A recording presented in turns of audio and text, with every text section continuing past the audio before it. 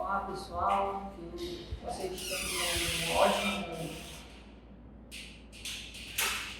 Olá pessoal, que vocês sejam abençoados por Deus por mais uma vez.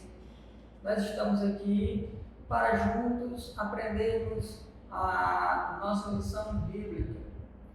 Por conta da nossa reunião hoje, nós estaremos falando acerca do livro de Efésios. Estamos estudando nesse segundo trimestre a lição de número 11, do dia 14 de junho, que por sinal é o dia do pastor, queremos parabenizar todos os pastores.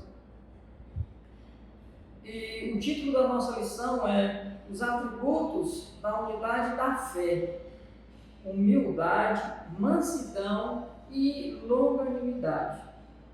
Esse é o título da nossa lição de hoje. O textual vai nos dizer assim: rogo-vos, pois eu, o preso do Senhor, que andeis como é digno da vocação que fostes chamados. Efésios capítulo 4, versículo 1. A verdade prática é a unidade da igreja depende de que os crentes evidenciem no cotidiano a humildade, a mansidão e a longanimidade. Certo? Então, pessoal, essas nossas missões, nós temos 3 objetivos principais. E são esses os objetivos da nossa missão: explicar que a humildade é uma virtude indispensável para a comunhão. Segundo, enfatizar que a mansidão produz crentes que promovem a paz e a reconciliação. E, em terceiro e último lugar, frisar que a longanimidade capacita o crente a ser tolerante nas falhas alheias. Esses são os objetivos específicos da nossa lição de hoje.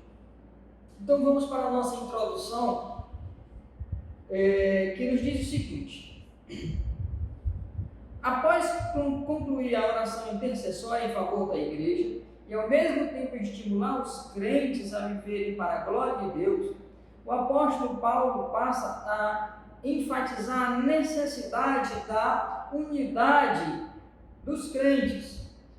O apóstolo Paulo ele vai dizer aqui que o apóstolo Paulo ele vai enfatizar essa necessidade, ele vai passar o que é necessário para os crentes que necessitam, na verdade, de unidade. União e unidade são duas coisas bem parecidas, porque nós, a igreja, temos uma visão de unidade, ou seja, se nós temos uma visão, nós compartilhamos essa visão, e essa visão é produzir crentes mais produtivos, crentes que sejam mais comprometidos com a verdade, mais comprometidos com a palavra. Essa é a nossa visão de igreja. Nossa igreja é capaz de motivar outras pessoas ao ensino. Então essa é a visão da igreja, e a missão é justamente o caminho para chegar a essa visão. Temos que caminhar em unidade, porque se não caminharmos em unidade, se um quer ir para a esquerda, o outro quer ir para a direita, um quer falar de salvação, o outro já acha que a salvação não é tão importante, então fica difícil caminharmos numa visão de unidade, e a missão da igreja sendo diferente uma das outras, os pensamentos não convergirem para um caminho. E nisso que o apóstolo Paulo enfatiza muito bem sobre as virtudes fundamentais da nossa fé: humildade, mansidão e longanimidade. O ponto 1 vai falar exatamente sobre a humildade, que nos diz assim: para haver unidade é preciso humildade. Se precisa de unidade, é preciso ter humildade. Esse é o tópico primeiro. E o primeiro ponto vai dizer assim: o modo digno do viver cristão. A conduta geral do crente é o destaque dessa seção da carta, o apelo apostólico para que os crentes andem de modo digno da vocação. Ou seja, a nossa conduta diária deve corresponder ao nosso chamado. Então ele vai dizer que o crente tem que viver dignamente. O crente não pode ter uma vida dissoluta, uma vida desregrada, uma vida que não condiz com aquilo que ele prega. Ele tem que viver o que ele prega. O modo digno do viver cristão é exatamente esse. A fim de desenvolver essa unidade, o apóstolo Paulo apresenta 3 virtudes essenciais para esse modo de viver digno.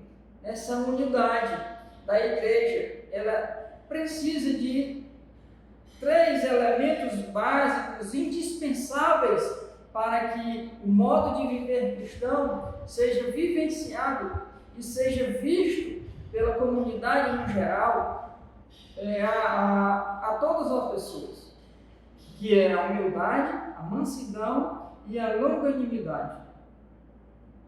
O segundo ponto vai falar sobre a humildade. Para os povos pagãos, a humildade não era uma virtude, era uma fraqueza de caráter e falta de amor próprio. Mas, com Jesus Cristo, a humildade, ela aparece como virtude. Com Cristo, ela muda de figura. As pessoas que vai falar sobre humildade, elas acham que isso é uma falta de amor próprio. As pessoas têm que dizer que primeiro você, depois você se ama, depois você faz isso com você, aí por último, se sobrar alguma coisinha, é o próximo. Mas não é assim que a Bíblia ensina, não é assim que o nosso Cristo ensina. Ele nos ensina sobre a verdadeira humildade como uma virtude. Ele vai dizer que ele não teve por usurpação ser igual a Deus, não, mas ele esvaziou-se da sua glória e tornou forma humana, tabernaculou nesse corpo terreno, para que a humanidade fosse salva por ele. Então, ele vai dizer que no Evangelho de João, nosso Senhor lavou os pés dos apóstolos, dando exemplo de humildade, a verdadeira humildade. Então, não de uma humildade movida pela falsa aparência. Quando falamos dessa humildade, falsa aparência, a gente fala mais propriamente da hipocrisia. Pessoas que sempre têm um interesse velado naquilo que ele está falando, naquela falsa humildade, naquilo que ele demonstra ser, mas na verdade não passa de uma máscara. É uma pessoa que usa máscaras, é uma pessoa que não é aquilo que realmente ela diz que é. Assim, de uma ação que reconhece a importância e o valor do outro. O que ele está dizendo com isso? Que, na verdade, Filipenses 2 e 3, ele vai falar sobre essa importância do valor da outra pessoa.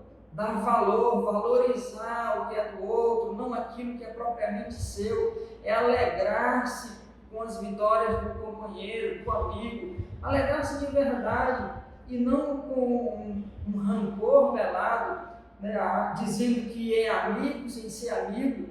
Isso é hipocrisia, não é humildade. Ele vai falar agora no terceiro ponto, agora o aspecto da verdadeira humildade.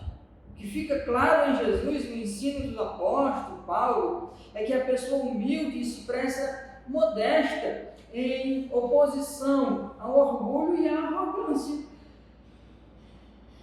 Trata-se de uma postura que favorece o bem da coletividade no lugar do egoísmo. Assim, a verdadeira humildade coopera para a harmonia nos relacionamentos e promove a unidade no corpo de Cristo. Tá certo, pessoal? Então, é assim. Entretanto, é importante ressaltar que essa e as demais virtudes são produzidas pelo Espírito Santo que habita no crente. Humildade é um fruto do Espírito. Se a pessoa não tem o Espírito Santo, não nasceu de novo, não é uma nova criatura, ela pode até tentar de alguma maneira ser honesta, ser uma pessoa humilde, ter caráter, mas quando na verdade o mal está intrínseco no homem. O homem por si mesmo é mau, Deus já quer o homem. Então tem que haver uma mudança de atitude, tem que haver nessa pessoa que nasceu de novo, gerar o fruto do Espírito.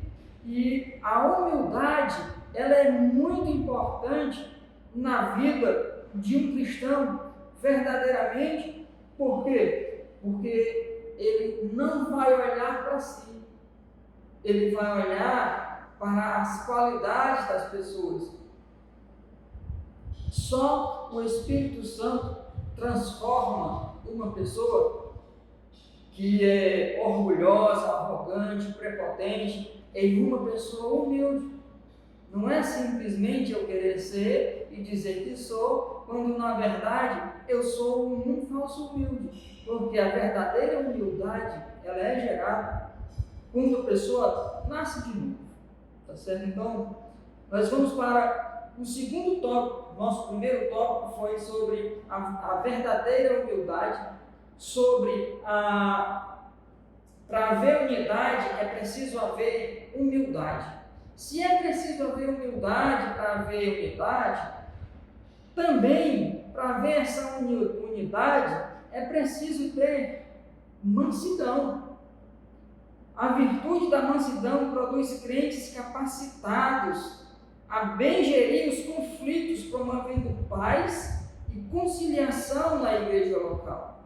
A mansidão, ela é muito importante na igreja para que haja unidade, porque se não houver mansidão e se também não houver humildade, não pode haver unidade na igreja local. A mansidão é um fruto do Espírito. O segundo tópico, o primeiro ponto vai dizer: a palavra mansidão transmite o conceito da palavra de ternura, de gentileza, de cortesia e paciente. A mansidão é um estado que deriva da humildade. O termo indica moderação nas ações. Uma pessoa moderada. A mansidão não é uma pessoa que responde na bucha. Quem tem a mansidão, ela é uma pessoa que muitas das vezes pode até ela se irritar com alguma coisa. Claro que pode se irritar, porque nós somos seres humanos, mas ela vai conta de 1 até 10, conta de 1 até 50, depende do tamanho da tua raiva. Você pode contar até de 1 até 100 para poder responder. Por quê? Porque você precisa de mansidão, o fruto do Espírito que é gerado no crente, para que o mundo vejam como está a nossa vida. Esse é um propósito do viver digno, do viver cristão. E esse viver cristão, a mansidão, ela é uma dessas características, né? Então, não pode haver um cristão que não produza um fruto chamado mansidão, porque ela é muito importante no bom trato para com os semelhantes. Ausência de precipitação, né? A expressão retrata o caráter de Cristo, quando ele vai dizer assim: aprendei de mim que sou manso e humilde de coração. A mansidão, ela é imprescindível na igreja local. Por quê? Exatamente porque ele vai gerir melhor os conflitos que há na igreja. Os relacionamentos interpessoais, eles vão ficar muito melhores. Por quê? Porque além da humildade, quando o apóstolo diz que devemos considerar nossos irmãos superiores a nós, ele não quer que você ache que os outros é mais do que você. Não. O que ele está querendo dizer é que o próximo, o meu irmão, ele merece ser tratado como eu gostaria de ser tratado. Isso é a humildade. E a humildade e a mansidão, elas caminham juntas, Por quê? Porque se você é humilde, você não vai ter precisão de revidar, você não vai demonstrar furor. Aprendei de mim, que sou manso e humilde de coração. Foi isso o que Cristo nos ensinou. E o segundo ponto da mansidão, do segundo tópico, ele vai dizer grandes exemplos de mansidão: Moisés e Jesus Cristo. Moisés, todos nós sabemos que ele foi considerado um dos homens mais mansos da terra. Ele vai dizer que ele era um grande legislador, entre outros aspectos, não revidou, nem guardou rancor quando foi atacado pessoalmente, principalmente pelo fato da sua liderança, quando ele estava caminhando no deserto com o povo, no livro de Números, capítulo 12 e 2, e tem aquele episódio onde a sua irmã e o seu irmão, Miriam e Arão, chegam para ele cheio de inveja. Aí chega e diz assim: por acaso é só Moisés que pode ser profeta? É só Moisés que tem esse direito à liderança? Por acaso Deus não fala também conosco? E eles foram contender com Moisés. E Moisés era muito manso. E uma das características de Moisés, por ele ser manso, né, um dos aspectos da sua personalidade, do seu caráter, é a sua personalidade. Ele era uma pessoa melancólica. E uma das características da melancolia é exatamente a pessoa ser branda, a pessoa ser mansa, a pessoa que estabelece um vínculo de amizade mais fácil com as pessoas, apesar de achar que a mente dele é mais perturbada, é mais turva. Então, Moisés era considerado uma pessoa mansa. E Deus tratou de desfazer aquele mal feito de Miriam e de Arão, mostrando que Moisés realmente foi escolhido por Deus, não foi escolhido por um homem. E não foi porque Moisés se achou bom demais, porque passou a estudar nas melhores escolas do Egito, se achar todo o estudo de astrologia, de astronomia, tudo em ciências, ele estudava nas escolas mais notáveis. Mas nem por isso Moisés disse que era capaz, ele se sentiu incapaz. Mas quem o capacitou para libertar o povo foi Deus. E Miriam e Arão discordaram disso, então eles discordaram do próprio Deus, ao ponto de Deus fazer com que Miriam tivesse uma lepra durante 7 dias. E é interessante que nessa passagem a gente encontra mais algumas características de Moisés.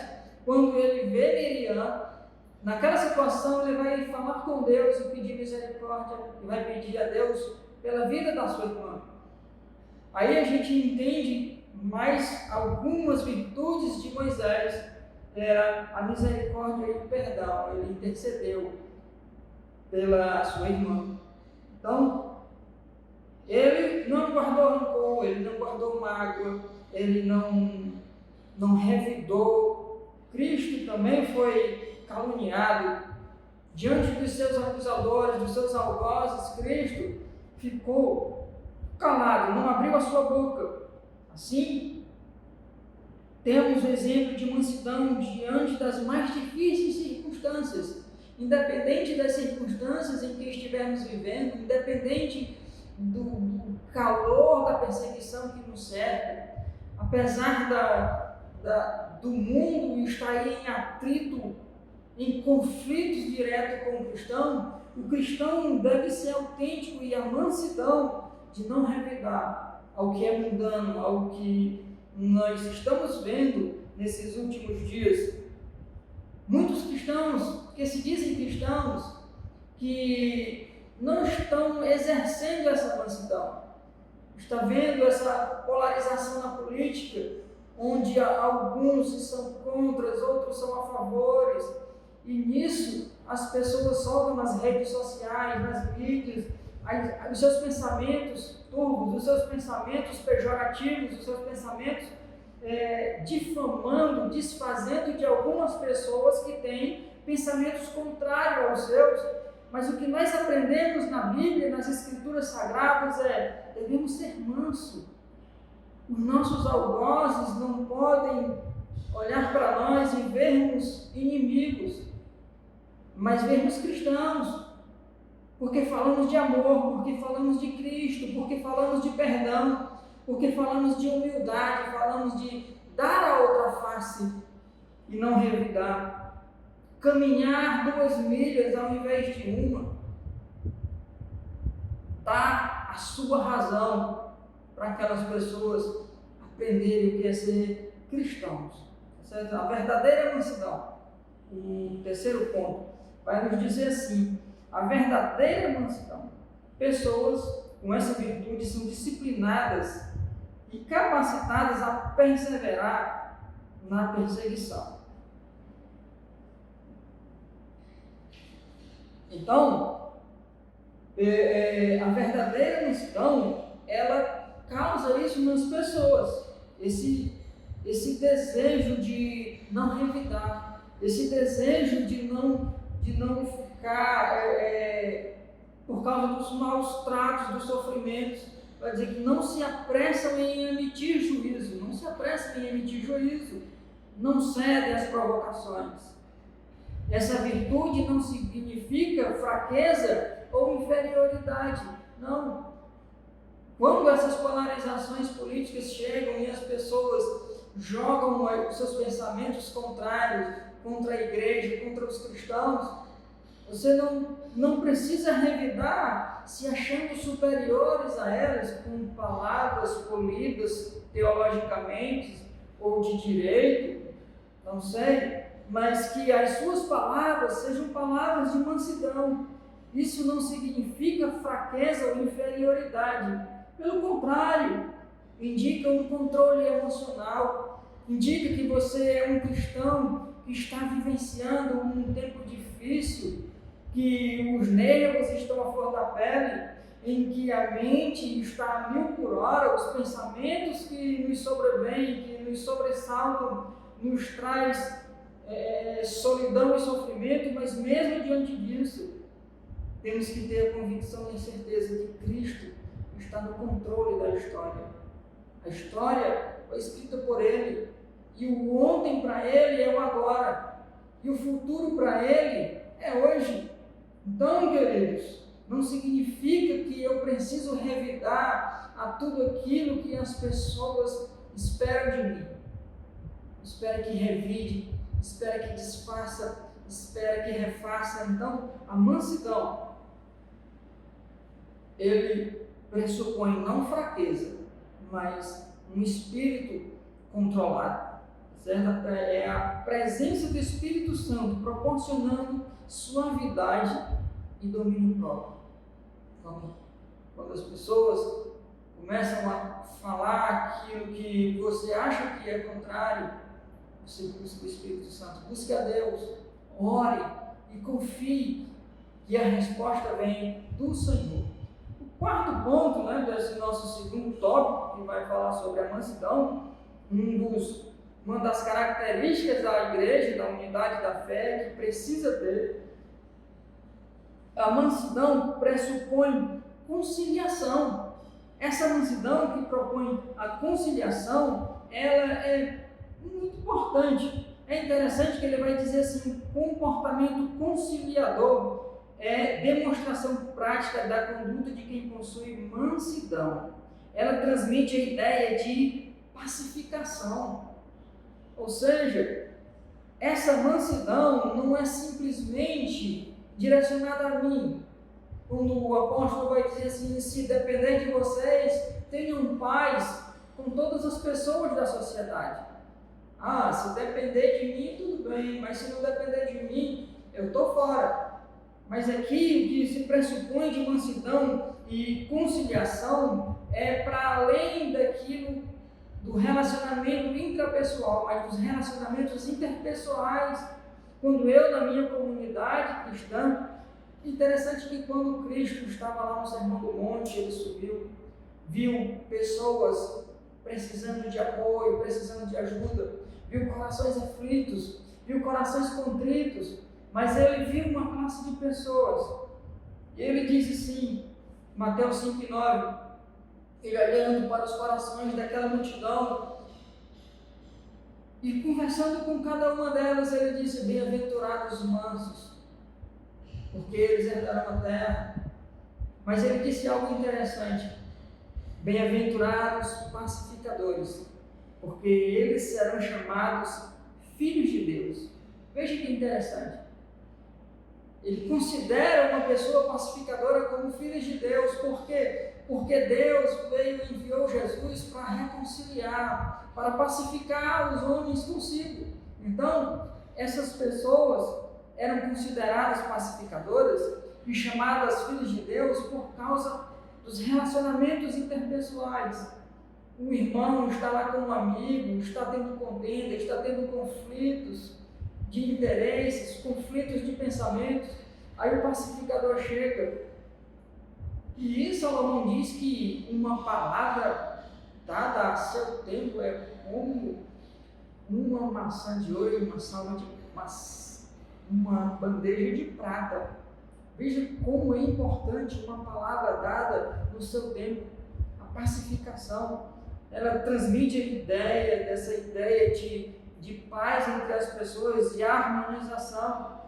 No finalzinho ele diz assim: se todos os crentes de cada igreja desenvolvessem a virtude da mansidão, o espírito conflituoso iria desaparecer das nossas igrejas.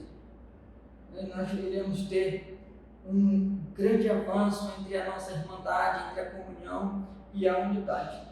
Partindo para, já agora para o terceiro tópico, né, irmãos?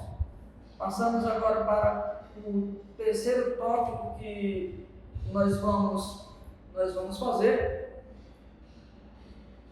a virtude. Partindo agora já para o final da nossa lição, vamos falar sobre a longanimidade, que também é um atributo imprescindível para haver unidade na igreja. Se é preciso ter humildade, se é preciso ter mansidão, também é preciso ter longanimidade para que haja na igreja essa unidade. Ele vai dizer que a virtude da longanimidade capacita o crente a ser tolerante com os erros alheios e assim libertar o perdão dos ofensores. O primeiro ponto vai falar sobre longanimidade também como fruto do Espírito. Em termos sentido, é paciência, tolerância, consistência. Constância é um aspecto do fruto do Espírito desenvolvido no crente. Em termos gerais, essa virtude significa tolerar pacientemente a má conduta dos outros. Assim, suportar os erros do outro nas adversidades da vida são um lado prático da paciência. Então, essa longanimidade que cada um de nós precisamos. Cristo nos ensinou sobre isso, falando sobre o perdão. Cristo menciona muito bem nas suas palavras sábias e que penetra até a divisão da alma e do espírito, que o perdão é importante para vivermos bem. O perdão é muito importante para que haja essa unidade na igreja, suportar os erros dos outros. Ninguém é igual a ninguém. Somos um corpo, mas somos vários membros e nenhum é igual ao outro. Os pensamentos podem divergirem, mas o caminho da salvação e da fé, eles têm que convergirem. Certo, pessoal? Então, ele vai dizer: contudo, o exercício da paciência requer a virtude do amor, que é o princípio basilar de todas as ações do crente salvo em Cristo Jesus. Então, o amor é como se fosse uma mola que está interligando tudo a todos, porque Deus é amor e importa também que nós amemos uns aos outros, independentemente dos erros, independentemente das circunstâncias, dos erros e das adversidades de todas as pessoas. Porque a virtude do amor, que ele diz, é o princípio basilar, é a base de todo relacionamento interpessoal. Todo relacionamento, ele passa por essa virtude, o amor. É necessário o amor. Suportando-vos uns aos outros, né? O segundo tópico do terceiro ponto, que fala sobre a longanimidade. Então, sobre essa longanimidade, sobre essa tolerância, paciência e constância, devemos também tolerar uns aos outros. Então, ele vai dizer que a expressão, durante a nossa jornada cristã, nos deparamos com múltiplas situações de hostilidade. A expressão indica que teremos de enfrentar excessos cometidos no nosso meio, atitudes alheias, carnais.